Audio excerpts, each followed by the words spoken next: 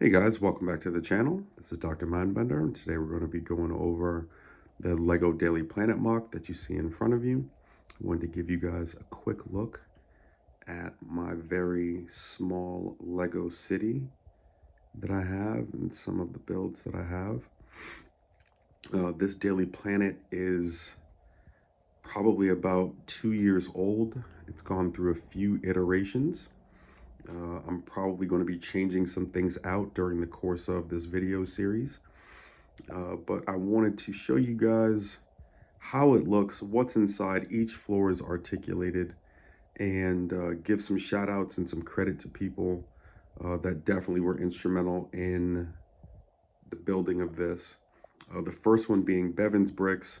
When I originally built this thing in its original form, I had no idea how to construct Lego buildings. I was just getting into Lego, and I used his tutorial on how to make skyscrapers for the basic design of this one and subsequently the Lex Tower that's next to it.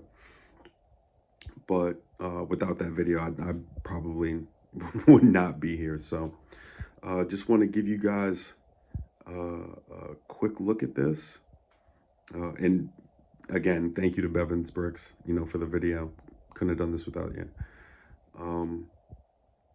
And show you guys the first two floors that we're going to be doing in this video.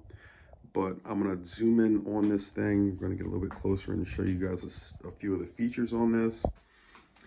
It does have a working revolving door.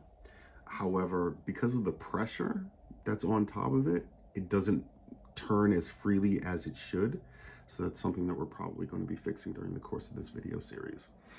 It does have a little mezzanine where you can walk out, and also this faux stone mural that I wanted to put on there.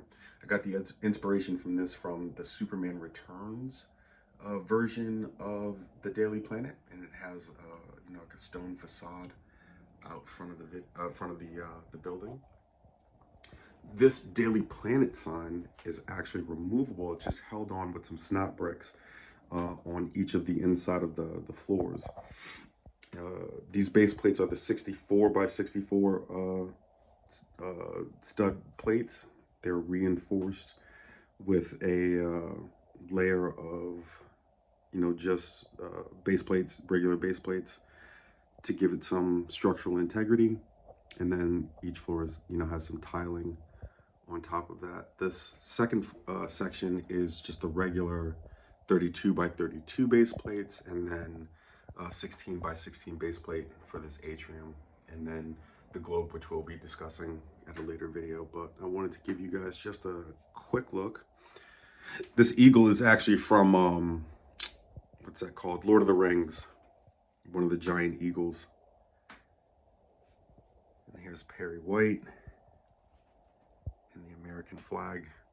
That I got from the original Superman movie with Christopher Reeves, because there's a scene with General Zod and Superman is standing on top of the flagpole, and it just looked really cool, just very iconic for me as a kid. So guys, without further ado, we're going to get into the first floor of our Daily Planet MOC. And here is the first floor of the Daily Planet. This is the lobby. I have this on a turntable, so I'm going to give you guys a few 360s of this just so you can see everything that's in here. And then I'm going to start pointing out some Easter eggs as we go along. The first thing you're going to ask is, where did you get those floor tiles? Well, these are off-brand Lego that you can get online. I wanted to add a lot of interest to this floor, so I used those, and I didn't have time to do a large mosaic with small tiles. So I'm going to start pointing out a few Easter eggs. Obviously, we have the Superman statue right in front.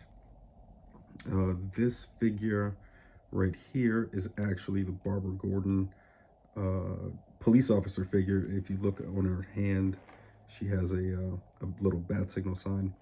This guy right here is just a regular dude working the front desk, but he's reading Doc Ock Still at Large. Love it. And then this guy, who looks a little bit tipsy and angry, is Lex Luthor, and he is reading, what is that, the Lego News? Getting him some good information. I also put this little stand over here. I found this recently.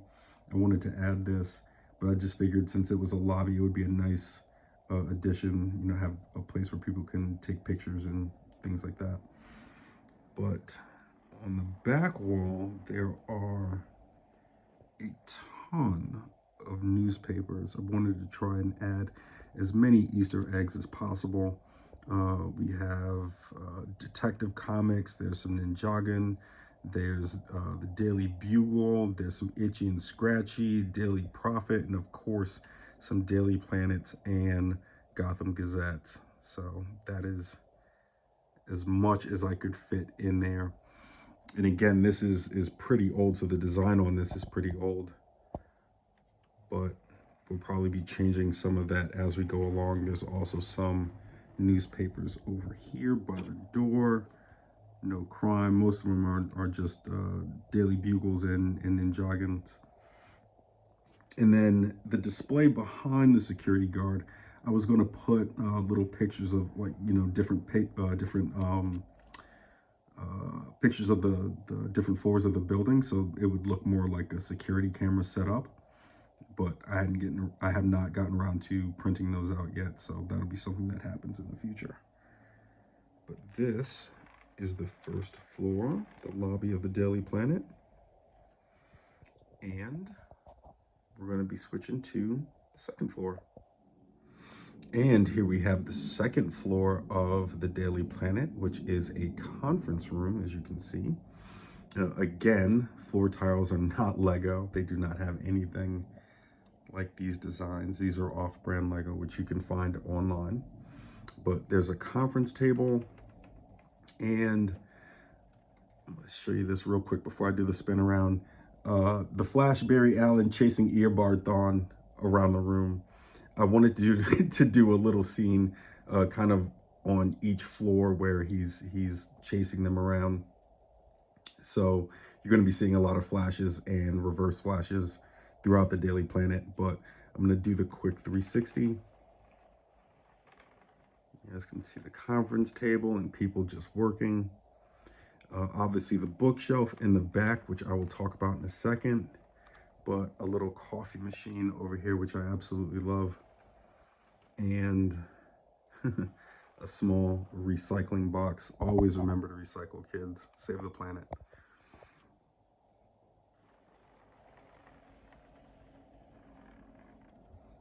And a little cityscape in that corner, and also a cityscape behind Bumblebee over here, who is, I think, a member of the Teen Titans, if that's correct. This is Bumblebee. But again, wanted to add as much interest to this floor as possible. This character is Clock King over here, standing in front of the water fountain. And the books in the back, I'm going to zoom in on them for you, but the books in the back are all Harry Potter books. And those things are super hard to come by, man. So, you know, if you get them, save them. I actually like them a lot better than using the tile technique for books, because it gives a little bit more texture, and they're also removable, and you can put them in, obviously, the figure's hands in different poses, so on and so forth. So that is the second floor. And obviously these are the wings that go outside of the facade of the third floor. But do one more quick spin-a-rooney.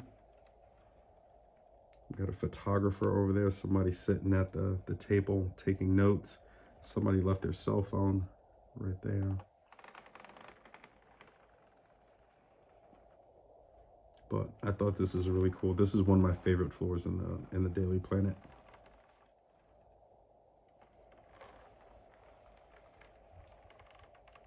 And that is going to be it. Thank you guys for watching this video. The second video will be out very early next week, it'll have the 3rd and 4th floors. Thank you guys for watching. I really, really, really appreciate you guys. And see you soon. Have a good one, guys.